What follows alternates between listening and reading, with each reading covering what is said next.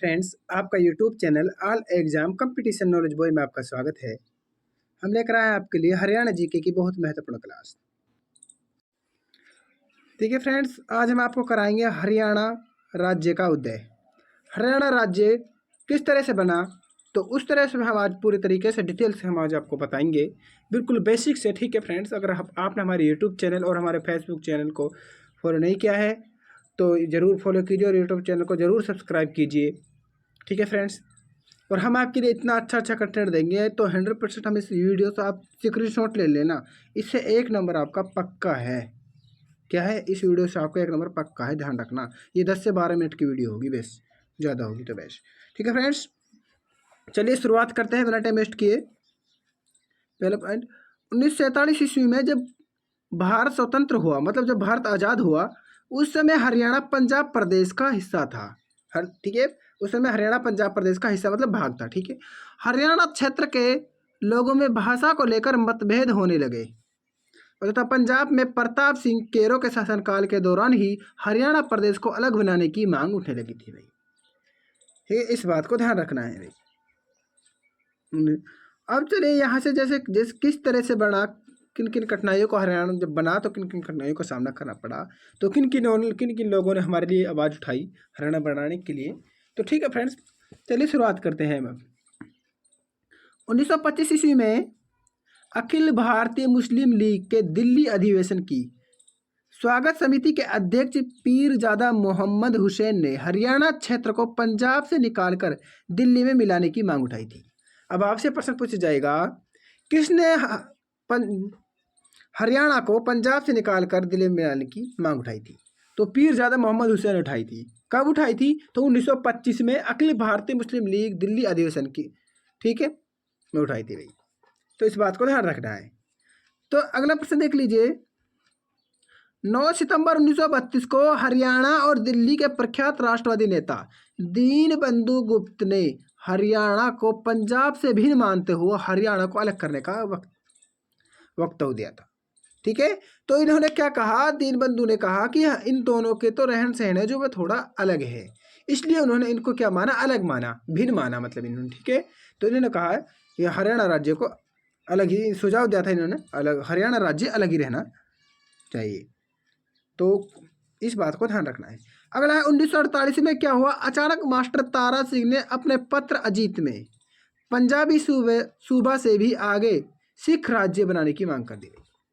भाई क्या हुआ, 1948 में अचानक मास्टर तारा सिंह ने कहा हम पंजाबी राज्य नहीं बनाएंगे, हम तो सिख राज्य बनाएंगे भाई। तो इस बात को ध्यान रखना है, किसने सिख राज्य बनाने की मांग की थी?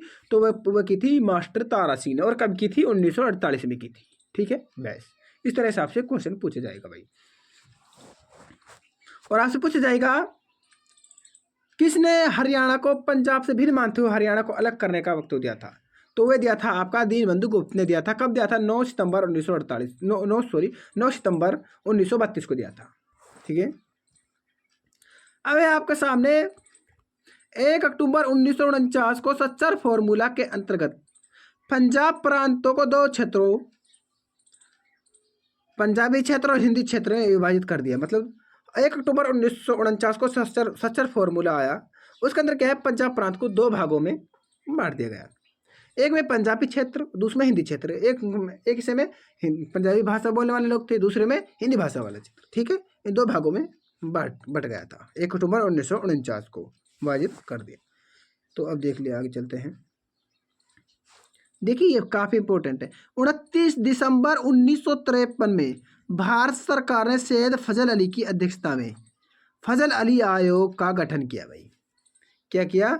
फजल अली आयोग का गठन कब हुआ? तो 29 दिसंबर 1953 को फजल अली आयोग का गठन हुआ था भाई। इस बात को ध्यान रखना है। और फजल अली आयोग की रिपोर्ट कब प्रस्तुत हुई? तो 1955 में हुई थी। कब हुई थी? 1955 में फजल अली आयोग की रिपोर्ट प्रस्तुत किया गया। भारत सरकार ने अप्रैल 1956 में क्षेत्रीय फार्मूला लागू करके पंजाब क्षेत्र और हरियाणा क्षेत्र, देखिए पंजाब को पंजाबी क्षेत्र था और हरियाणा क्षेत्र को हिंदी क्षेत्र में विभाजित कर दिया, मतलब इनको बांट दिया। अप्रैल 1956 में क्षेत्रीय फार्मूला लागू करके। हिंदी क्षेत्रीय समिति का अध्यक्ष था बलवंत तायल। ठीक है, तो इस बात को ध्यान रखना है। 1965 में क्या, 1965 में भारत सरकार ने लोकसभा अध्यक्ष सरकार हुकुम सिंह, सरकार नहीं, ये सरकार नहीं फ्रेंड्स, ये सरदार है। क्या है, सरदार, यहाँ पर सरदार हुकुम सिंह, सरदार हुकुम सिंह की अध्यक्षता में पंजाब विभाजन पर विचार करने के लिए एक संसदीय समिति का गठन किया गया।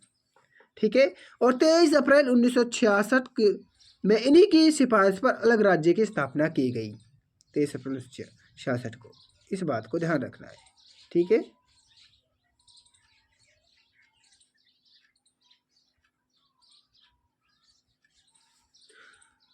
समिति की सिफारिश के आधार पर सरकार ने मार्च 1966 में सर्वोच्च न्यायालय के न्यायाधीश श्री JC शाह की अध्यक्षता में पंजाब सीमा आयोग JC आयोग का गठन किया।